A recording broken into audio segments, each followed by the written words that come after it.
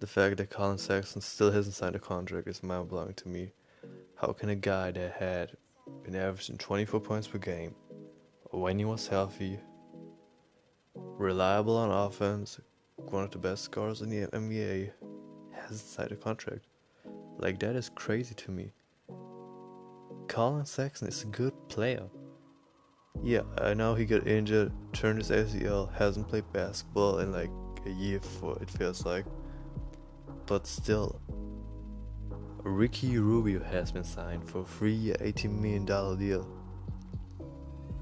And you're telling me Collin Sexton isn't worth at least that?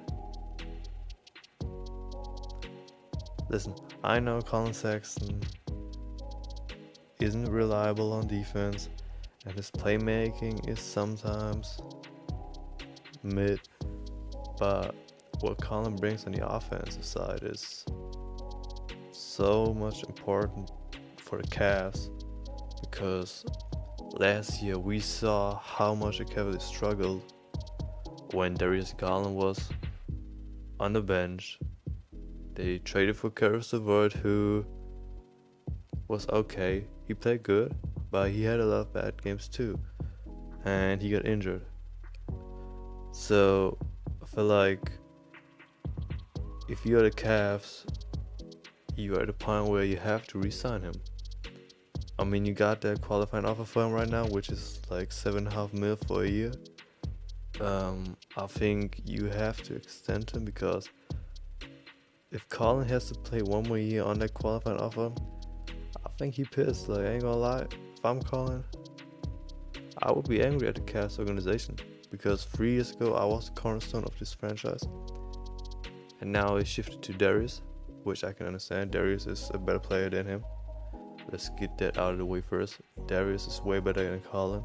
I feel like nobody is arguing on that. But I just gotta say, if you're the Cavs, you have to extend him. There were rumors that the Cavs offered Collin a 3-year, $40 million deal, and they declined it, or Collin and his agent declined it, which I can see. Bro is worth more than $30 million per year. I feel like you should at least give him $50 million, and the max is $80 million. I feel that's the range where Collin goes. But I'm gonna say, I don't know where Collin would go if he's going to decide to leave the Cavaliers.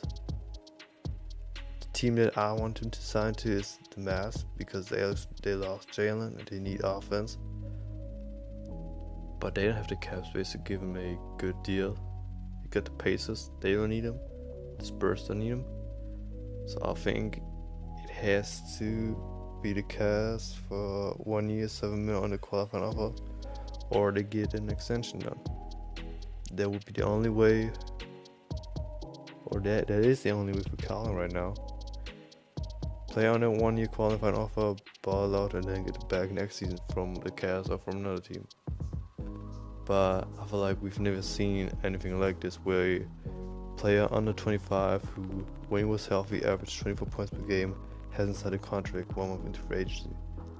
And that's just mind-blowing. That's crazy to me.